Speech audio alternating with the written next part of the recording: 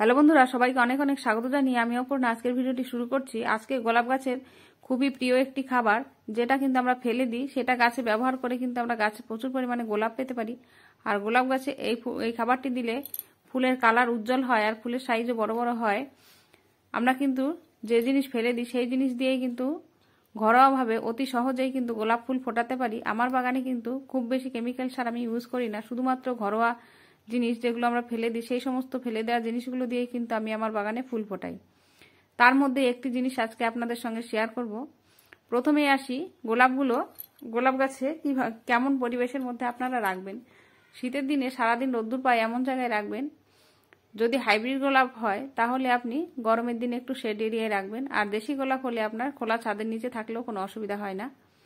সারা বছরই কিন্তু দেশি গোলাপ গাছে টুকটাক ফুল দেয়, কিন্তু শীতের দিনে প্রচুর পরিমাণে ফুল দেয়।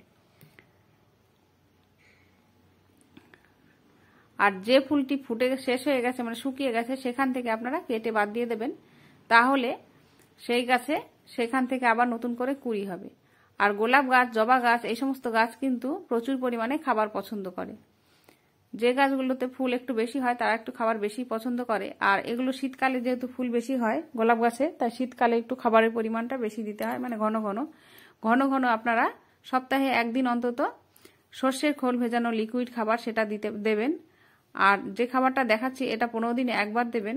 আর আপনারা কিচেন কম্পোস্ট সপ্তাহে একবার দেবেন, মানে এক সপ্তাহের মধ্যে একবার দেবেন কিচেন কম্পোস্ট আর একবার দেবেন খোল ভেজানো জল। এইভাবে দিলেই কিন্তু আপনার গাছে প্রচুর পরিমাণে গোলাপ ফুল ফুটবে আর আপনার শীতের বাগানে গোলাপে ভরিয়ে রাখবে।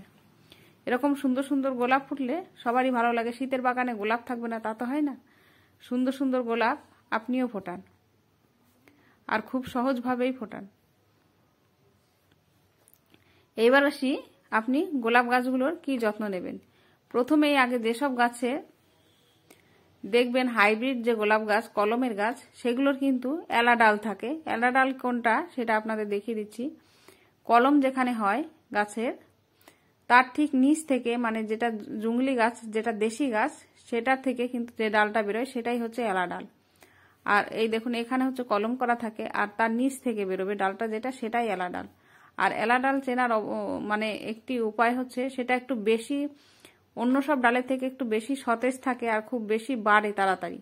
আর যত বড় হয়ে যাক ওপরে কিন্তু কুড়ি আসে না। আপনাদের দেখিয়ে দিচ্ছি, দেখুন এত বড় হয়ে গেছে সতেজ ডাল, কিন্তু কোনো কুড়ি নেই। আর দেখুন এদিকের ডালগুলোতে প্রত্যেকটাই কুড়ি আছে, এতটাও কিন্তু ওগুলো সতেজ নয়, কিন্তু কুড়ি সবকটাতেই আছে। এটা হচ্ছে এলা ডাল। আর এই ডালটার কাজ হচ্ছে আপনার মাটিতে যত এনার্জি আছে সমস্ত একাই নিয়ে নেয়, আর নিয়ে এ নিজে অন্য গাছের থেকে ভালো বেশি দ্রুত বাড়ে। আর গাছে অন্য গাছ, মানে গোটা গাছটা খাবার অত পরিমাণে পায় না, যে কারণেই এই ডালটাকে আপনার কেটে ফেলতে একদম গোড়া থেকে কেটে ফেলবেন, যাতে আর ওখান থেকে আর ডাল না বেরোয়।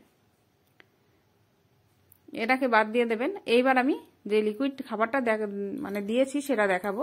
এটা হচ্ছে আমরা যারা মাংস খাই আর যারা নিরামিষ খান তাদের ব্যাপার আলাদা, কিন্তু যারা মাছ মাংস খাই, মাছ মাংস যে ধোয়া জলটা, সেটা কিন্তু গাছের খুবই, মানে গোলাপ গাছের খুবই প্রিয় একটি খাবার। এটা কিন্তু আমি রেগুলারই আমার গাছে ব্যবহার করি 15 দিনে একবার। এবার দেখুন আমি যতটা জল নিয়েছি, কতটা এক বালতি জলের মধ্যে ওটা মিশিয়ে এইরকম লাইট কালার যখন হবে সেই সময় কিন্তু এই গাছে দিতে হবে। সরাসরি কিন্তু দেয়া যাবে না। আর আমি যে জলটা সেটা কিন্তু টাটকাই ব্যবহার করেছি, মানে পচাইনি। পচাতে গেলে গন্ধ বেরোয় অতিরিক্ত, যে কারণে আমি সেটা কিন্তু টাটকাই ব্যবহার করি। তাহলে এই খাবারটাও কিন্তু আপনারা ব্যবহার করে আপনার গাছেও সুন্দর সুন্দর গোলাপ পেতে পারেন।